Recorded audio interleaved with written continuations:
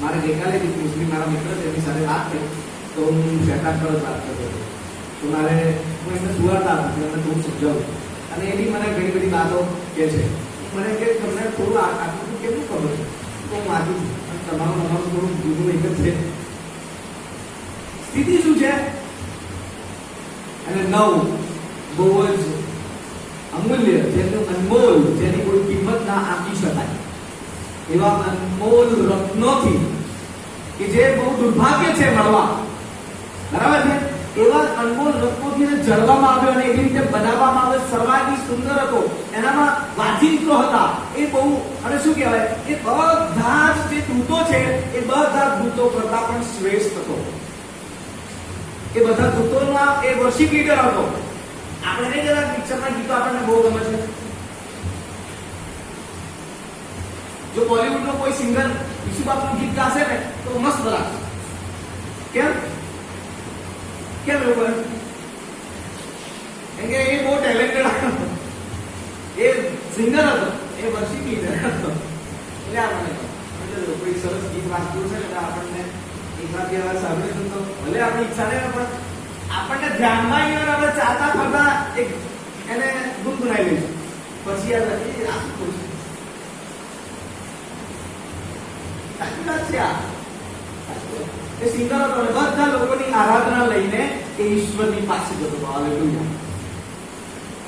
ઈશ્વરની પ્રશંસા થતી એનો લીડર એ અને એટલો અજાયબ જેવી બનાવટ, એટલી અજાયબ જેવી આપણા એની વર્ણનની બહાર છે, આપણી સમજ શક્તિની બહાર જે દેવે એને એટલું ગજબ સ્થાન આપ્યું. દેવ કરતા થોડો જ તત્વ એને બનાવ્યું અને એના લીધે એને અભિમાન થયું પણ એને ધીરે ફેંકી દીધું. અને એને ઈર્ષા કેમ થાય છે? બોલો એક્સોડસ નિર્ગમન 28મો અધ્યાય 15મી કલમથી આ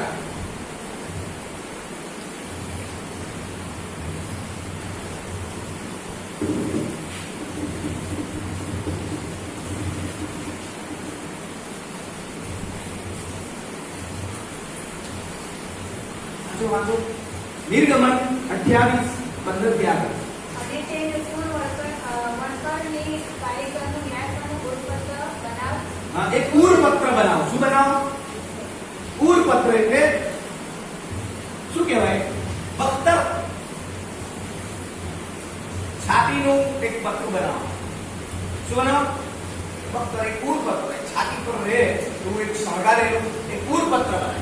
જેમ છાતી પર એને સરકારની જેમ મૂકવામાં આવે, ઘણા બધા રાજા સમ્રાટો થઈ ગયા હોય એ લોકો પહેરે, બરાબર છે. એ ઉરપત્ર બનાય અને પછી શું કર? તું તેને એપોદની બનાવટ પ્રમાણે બનાવ. હા, સોનાનું તથા નીલ તથા જાંબુડા તથા કિરમજી રંગનું તથા ઝીણા કાટેલા સ્તરનું તું તે બનાવ. હા, પછી તે સમચોરસ તથા બેવડું હોય. હા, એક પેટ લાંબુ તથા એક પેટ પહોળું હોય. હા. અને તેમાં તું પાસાની 4 હાથ જળ. કેટલી હાથ ચડવાની છે? 4. હવે કયા કયા છે? 4 અલગ અલગ ભાગમાં શણગારવાના છે. હવે હું તમને કહું,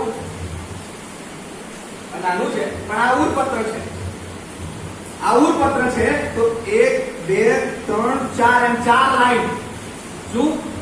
4 લાઈન બનાવી અને 4 લાઈનમાં બહુ અલગ અલગ પ્રકારના રત્નોથી એને જળ શું શણગાર. હવે કયા કયા રત્નો છે કેટલા છે ગણજો.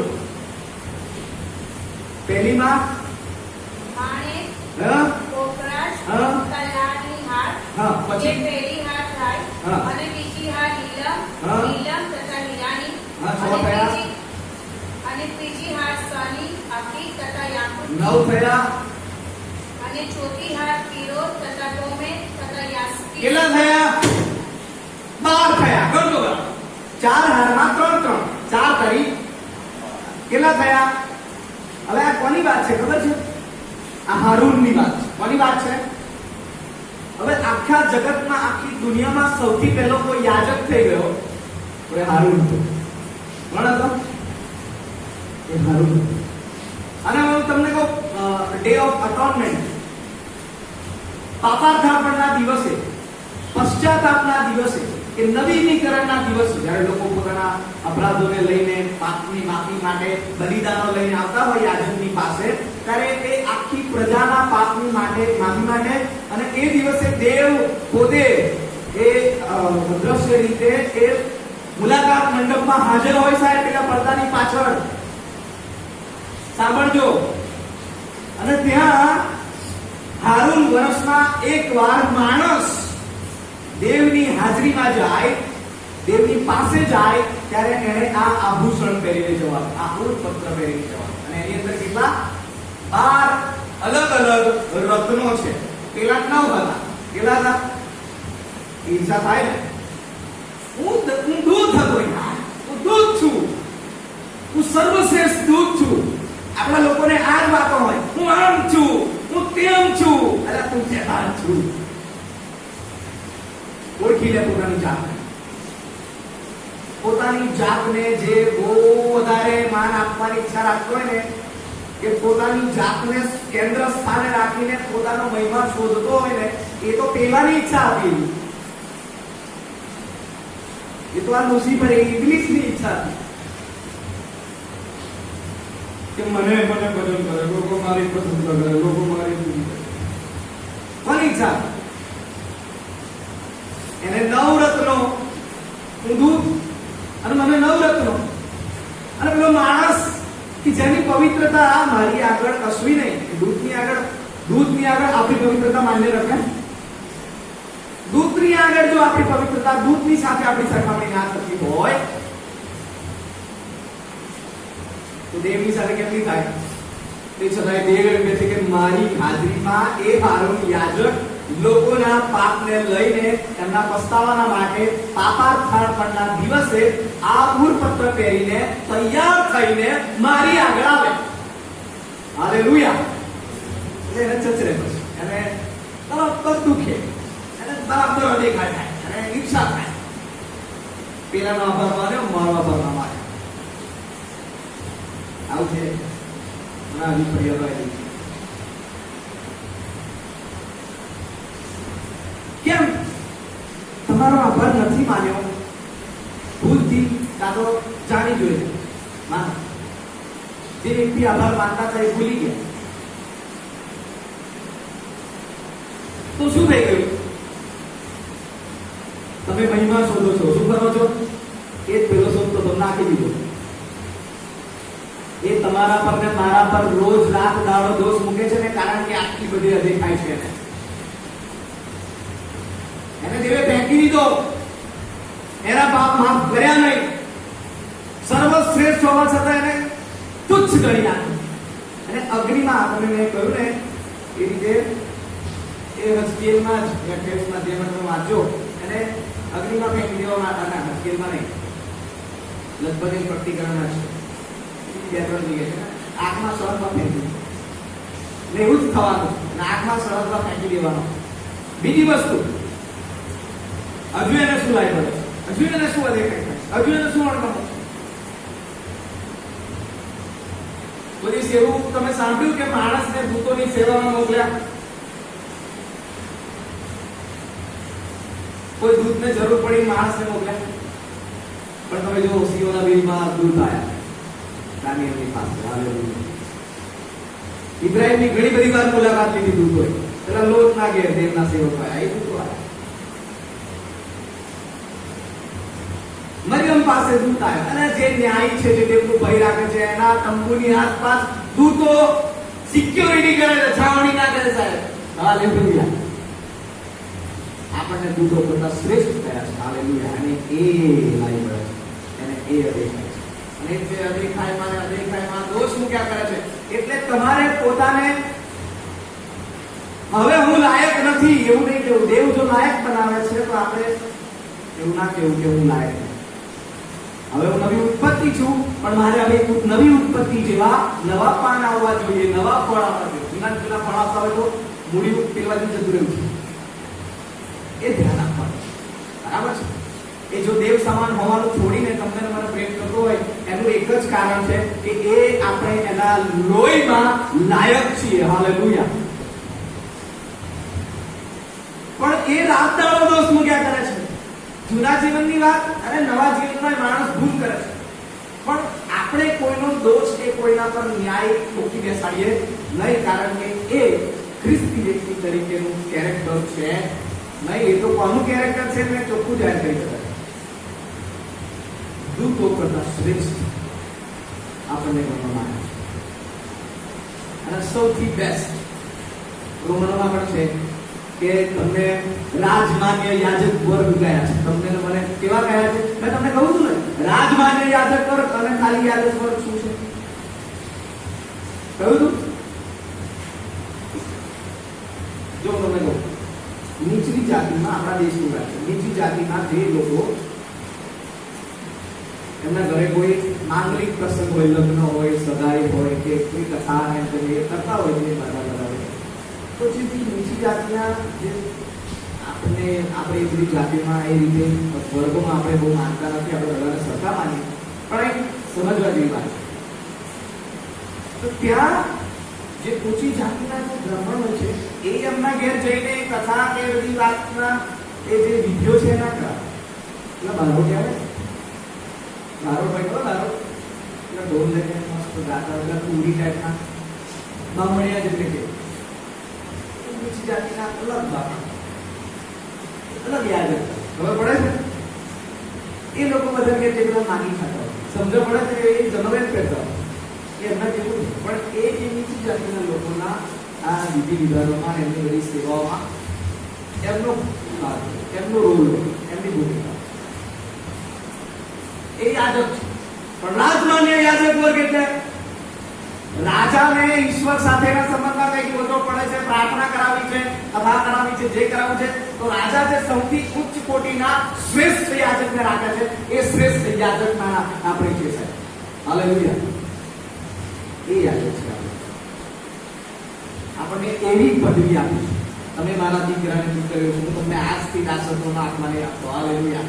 આજથી તમે આ દીકરા છો, દત્તક પુત્ર પણ આત્મા છે. હાલેલુયા. તેઓ આ પવિત્ર લોકોને બાળકો કહે છે યાર, એટલે એને ઈચ્છા થાય છે. અને છેલ્લી અને બહુ ઇમ્પોર્ટન્ટ વાત, પ્રકટીકરણ 3:21 માં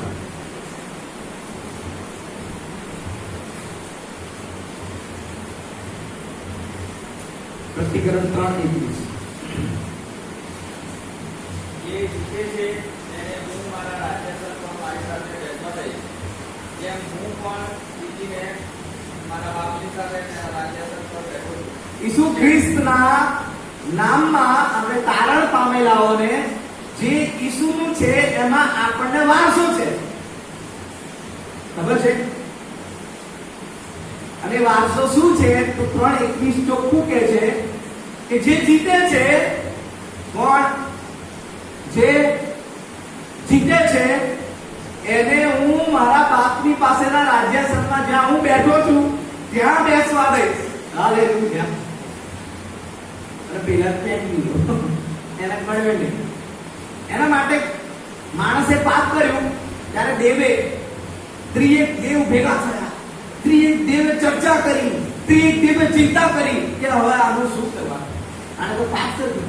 અને ત્યારે ત્રિએક દેવે પ્રેમના લીધે રચના કરી, એક આયોજન કર્યું કે હવે એક બલિદાન બનાવીશું, ઈસુ મોકલીશું, અને ઈસુ આ લોકોના પાપનું બલિદાન કર્યું છે. હાલેલુયા.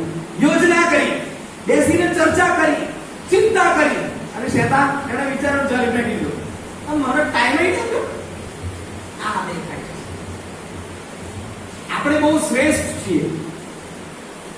આ બધા દોષારોપણ વાળા જે વિચારો છે એને કાઢી નાખ. હું શ્રેષ્ઠ છું, બોલો. હું નવી ઉત્પત્તિ છું. એ દેવ સમાન હોવા છતાં એને મને એટલો બધો પ્રેમ કર્યો કે મારી અપવિત્રતામાં એને મને, જ્યારે આપણને બહુ સારું હોય ને, છોકરી સુંદર દેખાતી હોય તો છોકરો પ્રેમ કરે, નહીં તો પછી આમ મોઢું બાંધીને જતા હોય બાઇક પર, છોકરી મોઢું બાંધીને જાય છે એટલે છોકરો એની પાછળ પાછળ આમ સ્કૂટી સારી લાગશે, કપડા સારા લાગશે એટલે છોકરો એ રમવા જશે, બુલેટ ડુક ડુક ડુક ડુક ડુક ડુક ડુક ડુક ડુક ગુડગુડ ગુડગુડ અવાજ આવશે ને એટલે પેલા બેનને એવું લાગશે કે બુલેટ આવે, પાછળ ફરી બુલેટના લીધે પાછળ ફરી જોયું, પેલાની હાય પાછળ ફરી જોયું. તો ખૂબ ખુશ થઈ જશે. ભાઈ જ્યારે એક દુકાને ઉભા રહ્યા અને જો પેલા બેને મોડું કર્યું, જો સારા નહીં દેખાતા હોય તો પેલો ભાઈ ફૂટ કરતો પાછળ કે આપણને સારું હોય તો પ્રેમ કરીએ. આપણે જ્યારે ખરાબ હતા, આપણે પાપી હતા, આપણે ગંદા હતા, ત્યારે એને આપણને વાત કરીને કીધું આઈ લવ યુ, પ્રેમ કર્યો. એના લીધે અદેખાઈ થાય છે. Hallelujah, hallelujah. તો અદેખાઈના કારણો તો બધા બહુ છે શેતાનની પાછળ. એટલે એ રાત દાડો દોષ મૂકે છે સાહેબ. આપણે તેના સિંહાસન પર બેસનારા લોકો છીએ. હાલેલુયા. પણ જે અંત સુધી ટકે છે, એ જે જીતે છે, એ તારણદાર છે. ઘણી બધી વાર હું કોણ છું અને શેતાન કોણ છે, આ બે બાબતને આપણે પારખીને એનું મૂલ્યાંકન કરીને અલગ કરીએ. આ બાબત શીખવાની જરૂર છે. આપણે શેતાનની સાથે રહીએ છીએ, ઈસુ સાથે રહીએ છીએ એવું બને નહીં. એક માણસ બે અલગ અલગ માલિકની ચાકરી કરી શકતો નથી. ઈસુ ઈસુ ઈસુ ઈસુ ઈસુ ઈસુ કરે છે અને આખો દાડો દોષારોપણ કરે છે, દોષ મૂકે છે. આમ તેમ હલાડો ઢીકણું, પેલો આમ ને પેલો તેમ. આપણે કોઈના પર દોષ મૂકતા, અત્યારે આ મારો વચન છે, હું પણ કોઈના પર એ દોષ માટે નહીં, પણ એ વ્યક્તિ જો એવું કરતા હોય તો એ એમનું પોતાનું મૂલ્યાંકન કરે અને હું કોનો છું અને હું કોણ છું એ નક્કી કરે. અને હવે કે હું શ્રેષ્ઠ છું તો પેલા ફેંકાઈ ગયેલાની સાથે શું કરે કંપની રાખું, અને કે એના બધા ગુણો મારામાં શું કામ હોય? હું તો રાજમાની રાજક વર્ગ છું, એ પસંદ કરેલી પ્રજાનો ખાસ લોક માનો છું, તો મારામાં એના જેવા ગુણ શું કરવા હોય? અને જો છે તો હું એનો થઈ ગયો છું, તો આપણે એ બદલવાનું છે. અને મેં ઘણી બધી વાર કહું છું કે ઈશ્વર મારા પાપ માફ કરે છે તો બીજા નહીં કરે. બરાબર? જો ઈશ્વર મને ન્યાય ઠરાવે છે, બીજા નહીં ઠરાવે. આપણે કોઈનો ન્યાય ના કરીએ, આપણે કોઈનો દોષ ના કરીએ, તો કોઈ એમને માફ કરે. મારા પાપો મને ખબર છે કેટલા પોટલા હતા, એ ધોઈ નાખી દીધા છે. બરાબર? હજુ રોજ રોજના જીવનના મારા પાપોને દેવ માફ કરે, લોકોને માફ કરે, બીજાને માફ કરે. આપણે કોઈનો ન્યાય ના કરીએ, આપણે કોઈના પર દોષ ના નાખીએ. ઉપરથી એવી વ્યક્તિની સાથે સંબંધ રાખીએ અને એને કહીએ, એને એક ભાન દેવડાવીએ કે તું માર્ગ, સત્ય અને જીવન જે ઈસુ કહે છે એ માર્ગ તું ભટકી ગયો છે. એ સત્યમાંથી તું અસત્યના માર્ગે જતો, એટલે તારામાં જીવન નથી. જીવન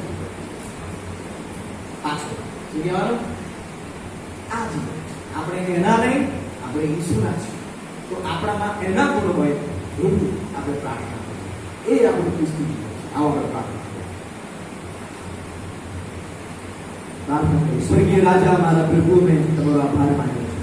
શેતાન કોણ છે અને અમે કોણ છીએ અમે સમજી શક્યા.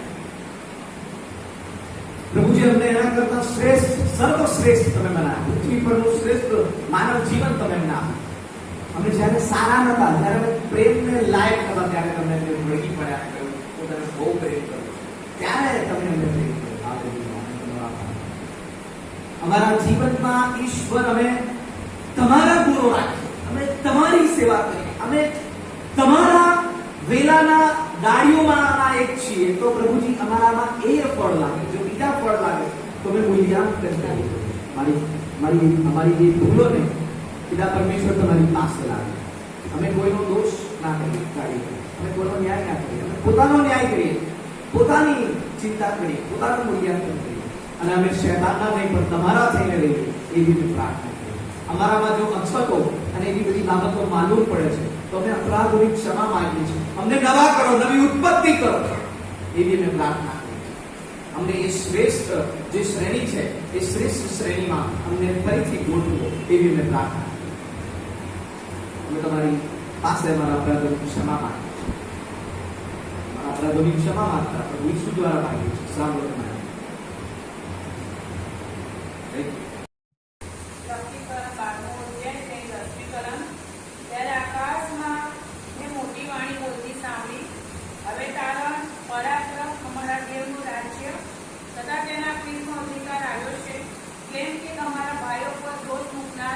જે અમારા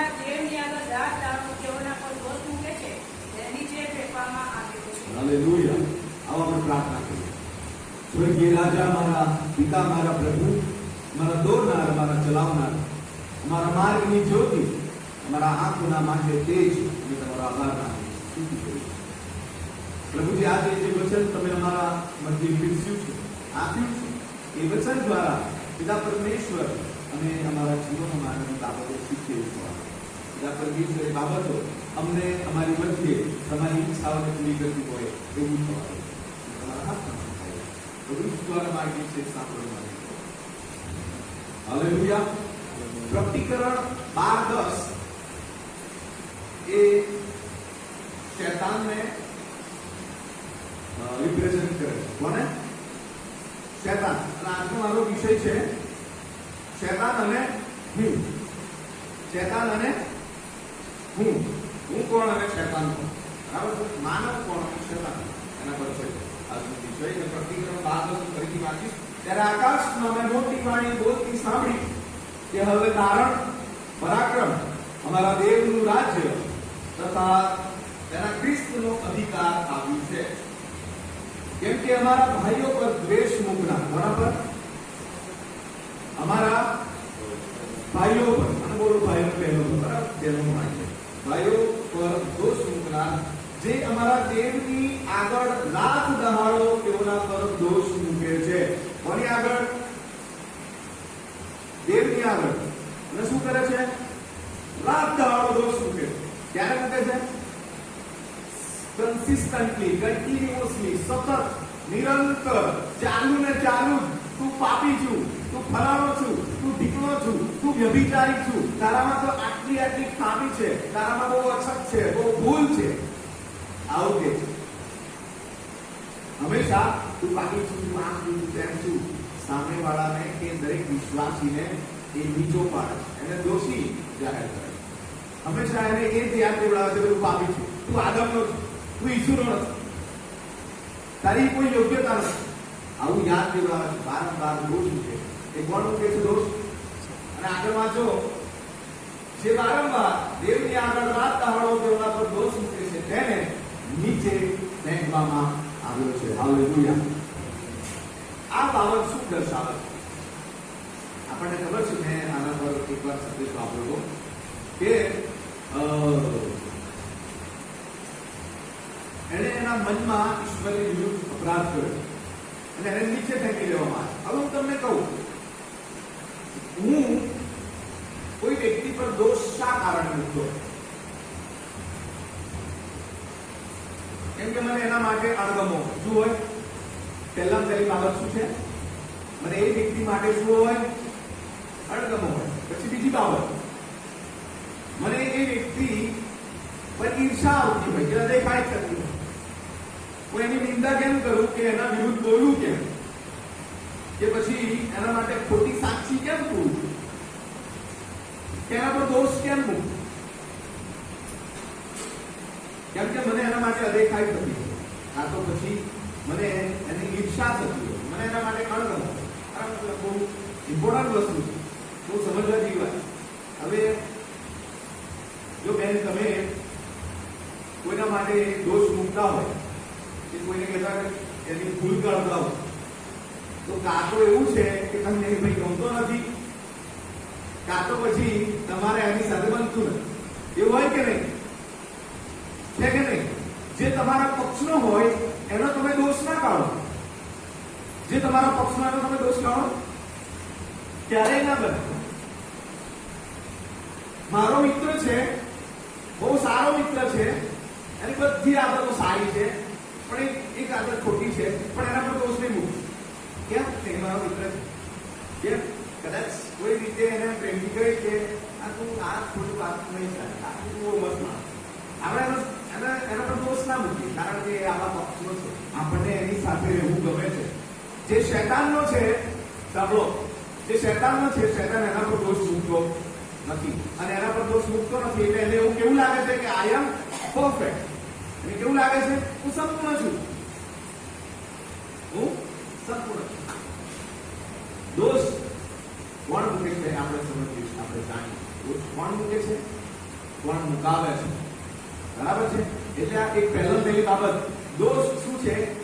blaming people, blaming others, બીજાના પર આક્ષેપ નાખવા કે બીજા પર અમુક શરૂઆતની વાત કરો કે જેમ આદમ અને હવા દેવે આદમ અને હવાને બનાવ્યા અને આદમ અને હવાને દેવની સાથે રિલેશનમાં રહેવાનું હતું, એની સાથે સંગતમાં રહેવાનું હતું, પણ એ બન્યું નહીં.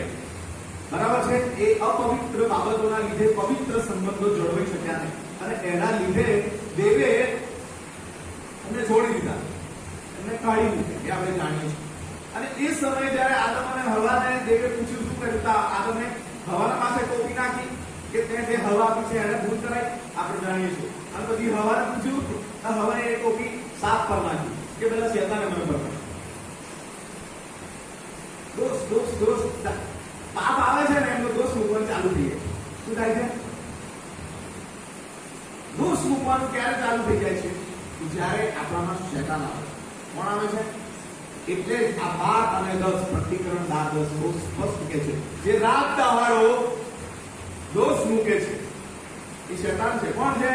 એને ફેંકી દેવામાં આવે છે. હવે એ તમારા પર ને મારા પર કેટલી વાર તમને અંદર ફીલ થાય છે કે હું અયોગ્ય છું. જ્યારે પ્રાર્થના કરવા બેસતા હોય, જ્યારે બાઇબલ વાંચવા બેસતા હોય, કે જ્યારે પોતે એકલા પોતાના પર્સનલ ડિવોશન ટાઈમમાં બેસતા હોય અને અંગત મનનમાં શાંત મનનમાં બેસતા હોય, ક્વાઇટ ટાઈમમાં બેસતા હોય, અને એ સમયે જ્યારે પ્રાર્થના કરતા હોય, કાં તો કોઈ સંદેશો સાંભળ્યો હોય, કાં તો કોઈ ઘણી બધી બાબતોને લઈને આપણે બહુ આત્મિક દ્રષ્ટિએ જ્યારે ઈશ્વરની સાથેના અંગત સંબંધના એ સમયે તમને ક્યારે એવું લાગ્યું કે હું અયોગ્ય છું? બધાને લાગે એવું લાગે છે કે હું અયોગ્ય છું, હું પાપી છું, અને મારી કોઈ યોગ્યતા નથી, હું તો આ તો કર્યા જ કરું છું, અને તું તો નહીં સુધરવાનો, અને તારામાં તો કોઈ દેતો જ નથી, તારા તો આજે પેલું હા પાડી અને કાલે પાછો તું પડી ગયો, અભી બોલા અભી કો ઘડી તું બોલું ઘડી તું કદર કહેવાય છે. મારા દાદી બોલે, અમારા દાદી કે હમણાં હા પછી ના, હમણાં મેં શું કર્યું એ તો મને ના ખબર, થોડી વાર મેં કહી દઉં ઘડી તું બોલું ઘડી તું કદર, એમાંથી કઈ પસંદ ના કરે. આપણને અંદર એવું થાય કે યાર મેં હમણાં નક્કી કર્યું કે પાછો ફરી ગયો અને હું પાપી છું. પણ ઈશ્વર ક્યારેય તમને મને પાપી કહેતા, એ સારી વાત છે કે આપણને અંદર થી ફીલ થાય કે હું પાપી છું. બરાબર છે? યાદ દેવડાવે છે કે આપણું અતીત શું છે, આપણું ભૂતકાળ શું છે.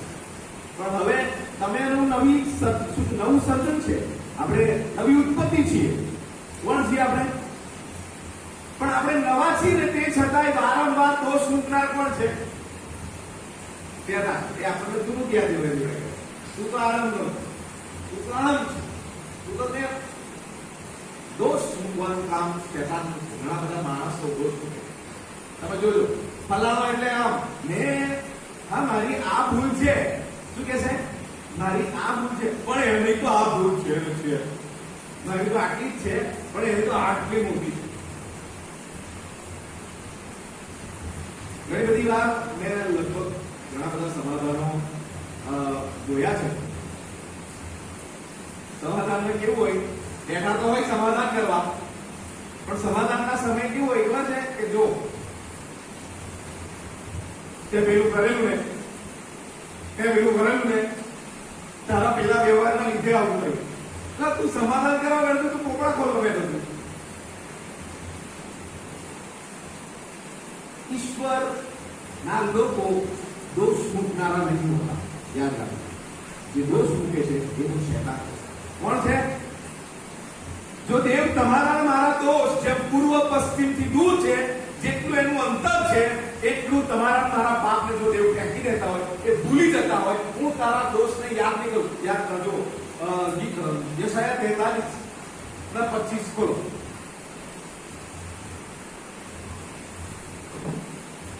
જલ્દી યશાયા 43:25. હાલેલુયા.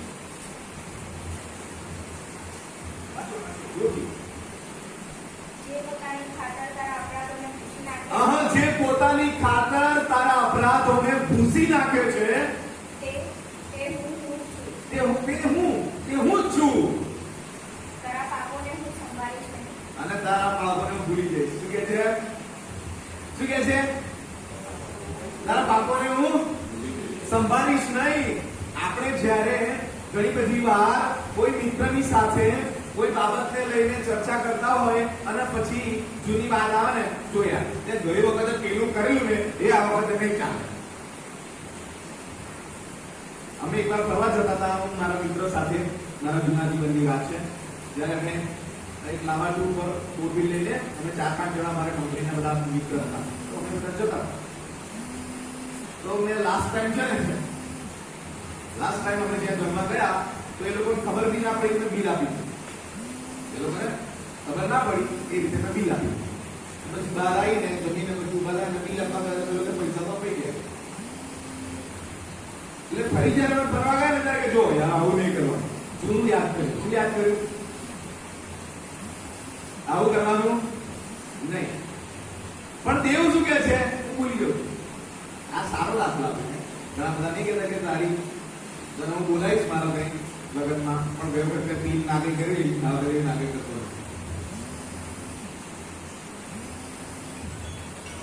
જૂનું માણસ જૂનું યાદ કરે. મેં હમણાં એક પ્રસંગ સાંભળ્યો મારા સગામાં જ, મારા સંબંધમાં, મારા ફળિયાની વાત છે, મારા લોકોની વાત છે. એક વ્યક્તિ બીજા વ્યક્તિ સાથે બહુ સરસ વાર્તાલાપ ચાલે છે અને બે જણાની વચ્ચે કોઈ વાતને લઈને પછી તકરાર થઈ જાય.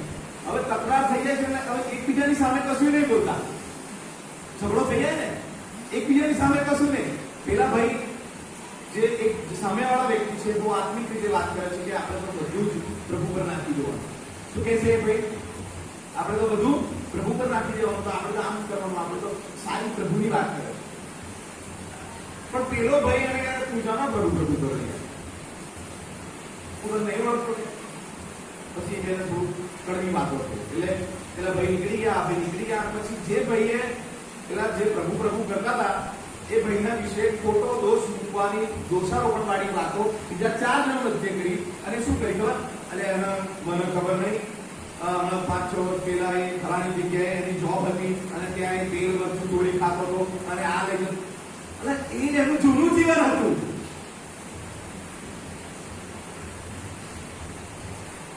સમજણ પડે છે? અત્યારે એ પ્રભુ પ્રભુ કરે છે કારણ કે અમુક સમય પહેલા એનું જીવન દેવને સોંપ્યું છે, હવે નથી પતી છે. પણ માણસનો સ્વભાવ છે કે જ્યારે શૈતાન સાથે છે ત્યારે શૈતાનની વર્તણૂકો, શૈતાનની લાક્ષણિકતાઓ વાળું જીવન જીવે છે. અને અહીંયા ચોખ્ખું છે એ રાત દાડો દોષ મૂકે છે. ખ્રિસ્તી માણસ જો દોષ મૂકનારો હોય તો એ કોનો છે એને પહેલા વિચાર કરી લે છે. Very important. ભલા નામ ને બીજું નામ જો રાત દાડો આપણે એક ધંધો કરી.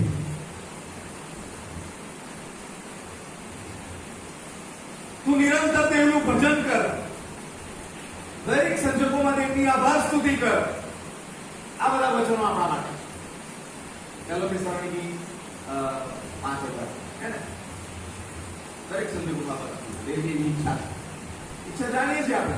તો જે પેલો કરે છે આપણે કહીએ આખરી સ્થિતિ જીવન થઈ જાય. પછી આવું બમણું જ્ઞાન બીજી, તલવાર બીજી, નાના મોટી થાય, જપ પડે નહીં ક્યારે ગલું કરે ગલું સરખું બેસે નહીં. એટલે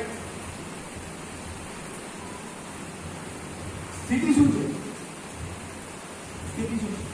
ખ્રિસ્તી વ્યક્તિએ પોતાનું રોજ મૂલ્યાંકન કરવાનું કે આજે હું શૈતાનનો થયો કે દેવો હતો, નવી ઉત્પત્તિ જુદો કહીશ. હવે હું તમને કહું શૈતાન કેમ દોષ મૂકે છે એમ બોલો. આ પહેલા કહ્યું છે શૈતાન કેમ દોષ મૂકે છે તેનું કારણ એ તમારા મારા પર બહુ ઈચ્છા રાખે. મેં પહેલા જ કહ્યું કોઈ દોષ કેમ મૂકે? કાપડની સાથે એને અદેખાય છે, એના માટે એને અણગમો છે, કાપડની સાથે એને બનતું નથી એટલે એ દોષ મૂકતો હોય છે. મેં કહ્યું મારા મિત્રની વાત, એ ભલે મારો મિત્ર છે, બહુ સારો છે, એ ખોટો છે, પણ એના પર દોષ નહીં મૂકું. It's very fine. તમે એક જૂનું મૂવી જોયું હશે શોલે, ખબર શોલે? એમાં બે મિત્રની વાત છે. એક મિત્ર એના મિત્રની એના બીજા મિત્રની લગ્નની વાત લઈને જાય છે, સાચી છે? અને એમાં જઈને પેલા જે છોકરીની દાદી હોય છે કે જે હોય છે એને એના મિત્રની વાતો કરે તો બહુ અચ્છા હોય છે. એટલે એ બી અચ્છા હે, આવું કરે છે, તેવું કરે, જુગાર રમે છે, દારૂ પીએ, પણ મસ્ત માણસ છે. કેમ? કેમ કે એ મારો માણસ છે. કોનો માણસ છે? કેમ કે એ મારો માણસ. પણ જો એ જ સામાન્ય કોઈ વાર જુગાર રમનારા બેની જોડે વચ્ચે ઉભો રહે, છૂટા લેવાય ઉભો રહ્યો હોય ને, અને જો જોઈ જાય તો જો પેલો જુગાર રમવા ગયેલો મેં જોઈ લો એને, એ ટોળામાં બેઠેલો બેઠો નતો, ઉભા પર છૂટા નહીં ગયા હતા. આ બધા અનુભવમાંથી બોલું. નાની ભૂલ નહીં છોડે. આ ચાન્સ મળી ગયો, શું થાય? મોકો મળી ગયો, તોડીશ નહીં. આપણને એના માટે અણગમો છે, અદેખાય છે, ઈર્ષા છે, આપણે એની સાથે સંબંધ બરાબર છે નહીં, એટલે આપણે દોષ મૂકીએ છીએ. અને શેતાનને પણ એવું જ છે. હવે શેતાન કેમ આપણા માટે અણગમો રાખે છે? એના બહુ બધા બહુ ઇમ્પોર્ટન્ટ કારણો છે. કેમ તમારા અને મારા પર અદેખાય રાખે છે? કેમ તમારા અને મારા સાથે એનો સંબંધ નથી સારો? જેનો છે એને દોષ મૂકે, જેનો છે એના જેવો છે. બરાબર છે? આપણે એના જેવા થવાનું નથી. પણ હું કહું છું ઘણા બધા રીઝન છે. પહેલું રીઝન એને ફેંકી દીધો. શું કર્યું? આવું તમને કહું, આદમ અને હવાએ પાપ કર્યું,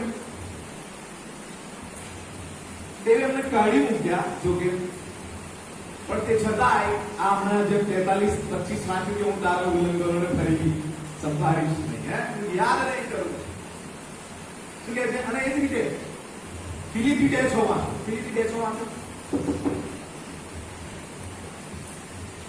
દેવ સમાન હોવાનું એને છોડી દીધું. વાંચો પોતે દેવના રૂપમાં છતાં તેને દેવ સમાન હોવાનું પોતે દેવના રૂપમાં હોવા છતાં એને હું દેવ છું, હું ઈશ્વર છું એવું નહીં. પણ મારા લોકો મરી રહ્યા છે, મારા હાથે બનાવેલી ઉત્પત્તિ મરી રહી છે, એ પાપમાં ગરક થઈ ગઈ છે, એ અપવિત્રતામાં એટલી બધી અંધકારમાં છે, અને એના લીધે દેવે દેવ સમાન હોવાનું છોડી દીધું અને પૃથ્વી પર માણસ બની આવી ગયા, અને એ તમારું મારું હલવાન બની ગયા. એ જોઈને એને ઈર્ષા થાય છે. સારું, મેં તો મનમાં વિચારેલું કે વાંચો, એક કામ કરો, રોમન 14 યશાયા 14 તારની કલમમાં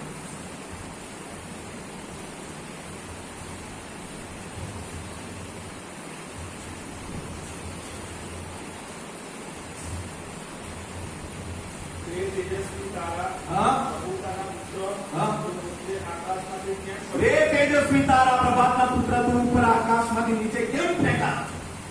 પછી બીજી પ્રજાઓને નીચે પાડનાર હા કાપી નખાઈને ભોય ભેગો કેમ કરો? કાપી નંખાઈને ભોય ભેગો કેમ થઈ ગયો છું? પછી તે તારા હૃદયમાં કહ્યું હતું કે હું આકાશો પર ચડી તે તારા હૃદયમાં, તે તારા મનમાં, તે તારા વિચારમાં એવું વિચાર્યું, કલ્પના જ કરી કે હું આકાશો પર ચડી. શું કહ્યું? દેવ કરતા મોટું રાજ્ય સંસ્થાપીશ. અન્ય ધર્મી લોકો જે ગ્રહોને, ઉપગ્રહોને, નક્ષત્રોને, રાશિઓ અને ચાંદ ને તારા અને આ બધી પહાડો ને પથ્થરો એ બધાની પૂજા કરે છે, એ એની યોજના છે. પહાડો પર મારું રાજ્ય સંસ્થાપીશ. એક એવો પહાડ બતાવો કે જ્યાં મંદિર એવો.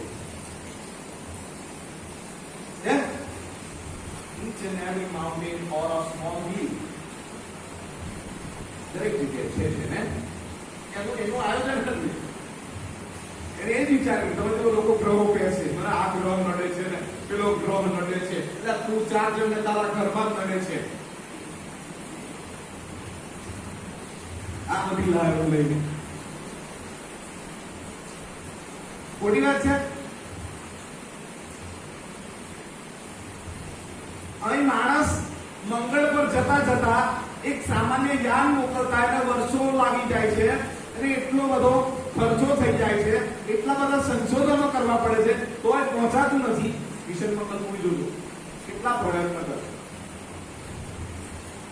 અને એ મંગળ ભાઈ બેઠો અને ઘરમાં નડે, આમ ગલ્લામ નડે, દુકાનમાં ધંધામ નડે, બહુ ભારે કામ નહીં. વિષય અલગ છે. હું એ કહેવા માંગુ છું, આ બધી માનસિકતા ઉભી કરવી એ એની યોજના કે લોકો મને ઈશ્વર માને. શું? અને આ બધું દેવે જાણી લીધું ને એને શું કર્યો? બોલો, ફેંકી દીધો સાહેબ, એને માફ ના કર્યો. એક કેમ ઈર્ષા કરે છે? એને માફ કરવાનો કે એને બીજો મોકો ના આપ્યો? પણ આપણને રોજ મોકા, આપણને ક્ષણે ક્ષણે મોકા. અને તોય હમણાં કલાક પહેલા કરેલું પાપ જો અત્યારે માફી માંગી દીધો, દેવ કે છે હું એને સંભાળીશ ને હાલેલુયા. શું કહે છે? હું એને હાલેલુયા. અને એક કલાક પછી દેવ કહે છે તું નવી ઉત્પત્તિ છું. હાલેલુયા. મેં તને નામ દઈને બોલાવ્યો, મેં તારો ઉદ્ધાર કર્યો છે, તું મારો છે. તું દેવ સમાન હોવા છતાં મેં મારું દેવ પણ છોડી દીધું, કેમ કે આઈ લવ યુ. હું તને પ્રેમ કરું છું. હાલેલુયા. અને શેતાન પર ગુસ્સો કર્યો, રોષ લાગ્યો, અને આમ ચાલ્યો, ગોલ ગોલ ફેરી ઢળી ગયો. શું કીધું? એટલે એને હિસાબ થાય છે, એટલે એને અણગમો છે. કેમ આટલી બધી પ્રીતિ, કેમ આટલું બધું માન? હું તો શ્રેષ્ઠ હતો, હું સર્વશ્રેષ્ઠ હતો. મતલબ ખતમ. હસ્કીએ 28 ખોલ.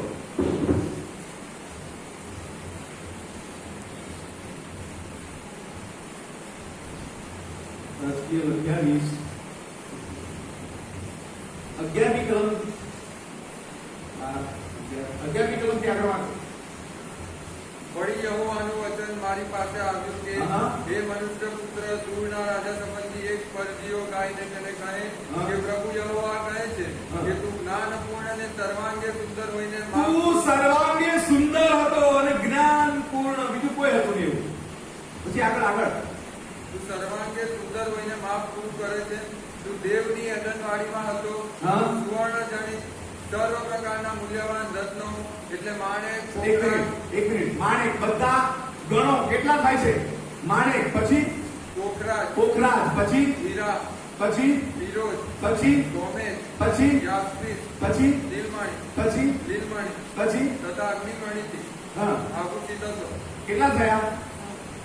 9 થયા.